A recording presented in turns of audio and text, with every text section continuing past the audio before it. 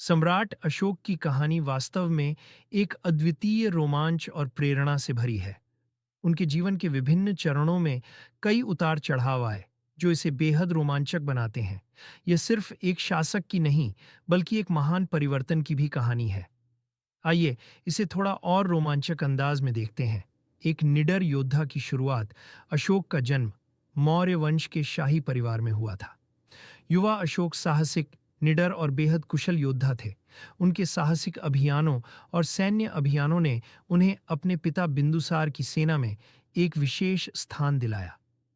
अशोक ने अपने विरोधियों को धूल चटा दी और हर जंग में अपने प्रतिद्वंद्वियों को हराकर अपनी सेना को कई विजयों का गौरव दिलाया। लेकिन साम्राज्य की गद्दी हासिल करना आसान नहीं था। अशोक को अपने भाइयों के खिलाफ संघर्ष करना पड़ा।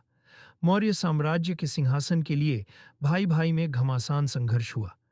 अंततः अशोक ने सबको परास्त कर सत्ता हासिल की और मौर्य वंश का तीसरा सम्राट बना। कलिंग युद्ध। खून से लथपथ इतिहास सत्ता में आने के बाद अशोक ने अपने साम्राज्य के विस्तार के लिए कलिंग पर आक्रमण करने का निर्णय लिया। कलिंग युद्ध मौर्य साम्राज्य के इतिहास का सबसे बड़ा और क्रूरतम युद्ध था। इस युद्ध में लाखों लोग मारे गए, खून की नदियां बह गईं और धरती पर मृत्यु का तांडव मच गया। अशोक ने विजय प्राप्त की, लेकिन जब उन्होंने युद्ध के बाद मैदान में लाशों का ढेर देखा और बचे हुए लोगों की पीड़ा को महसूस किया, तो उनका दिल एक गहरे पछतावे से भर गया। युद्ध के विनाश और बर्बादी ने अशोक को अंदर तक हिला दिया।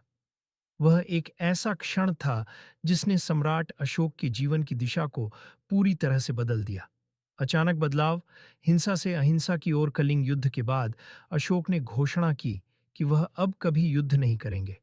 उनका यह निर्णय केवल शब्दों तक सीमित नहीं रहा, बल्कि उन्होंने अपने जीवन को पूरी तरह बदल लिया। अब अशोक वही योद्धा नहीं था जो युद्ध के मैदान में खून बहाता था। वह शांति, अहिंसा और धर्म का प्रचार करने वाला महान सम्राट बन गया। अशोक ने बौद्ध धर्म को अपनाया और अहिंसा को अपने जीवन और शासन का केंद्र बना लिया। उन्होंने केवल भारत में ही नहीं, बल्कि श्रीलंका, अफगानिस्तान और मध्य एशिया तक बौद्ध धर्म का प्रसार किया। अशोक ने अपने जीवन का हर क्षण जन कल्याण, नैतिकता और धार्मिक सहिष्णुता के लिए समर्पित कर दिया। शिलालेख और संदेश। अशोक ने अपने शिलालेखों के माध्यम से पूरे साम्राज्य में धर्म और नीति के संदेश फैलाए।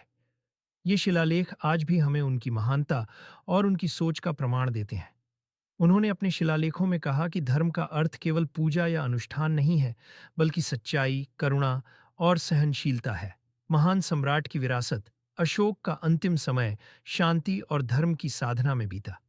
उनका जीवन इस बात का प्रमाण है कि शक्ति और विजय से भी बड़ा कुछ है।